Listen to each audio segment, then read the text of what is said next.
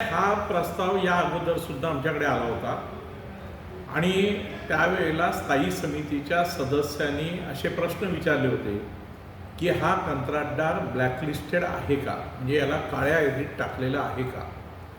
आज तोच प्रस्ताव आमच्यासमोर पुन्हा प्रशासनाने आणला आणि प्रशासनाने त्यांच्या उत्तरातच हे सांगितलेलं आहे की ह्या कंत्राटदारावर ब्लॅकलिस्टेडची कारवाई करण्यात आली होती.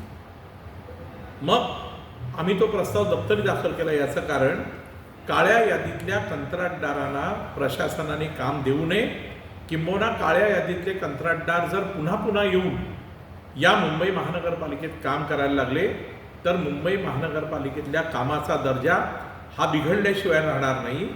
त्याबरोबरच काळ्या यादीतल्या कंत्राटदारांना एक धडा मिळाला पाहिजे, किंबहुना त्यांना एक प्रकारची शिक्षा मिळाली पाहिजे की आपण काहीही करणार आणि काळ्या यादीत जरी आपलं समाविष्ट झालं, आपलं नाव समाविष्ट झालं, तरी पुन्हा आपण मुंबई महानगरपालिकेच्या स्थायी समितीमधून आपलं काम मंजूर करून घेणार.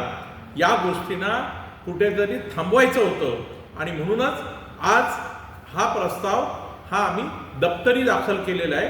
आम्ही प्रशासनाला असं सांगितलेलं आहे की काळ्या यादीतल्या कंत्राटदाराला काम न देता पुन्हा आपण फेरनिविदा मागवा आणि दुसऱ्या कंत्राटदाराला कामं द्या.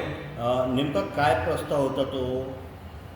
आपत्कालीन नियंत्रण कक्ष म्हणजे मुंबई महानगरपालिकेच्या आपत्कालीन विभागामध्ये व्हिडिओ वॉलची उभारणी करणे, अशा प्रकारचा हा प्रस्ताव होता.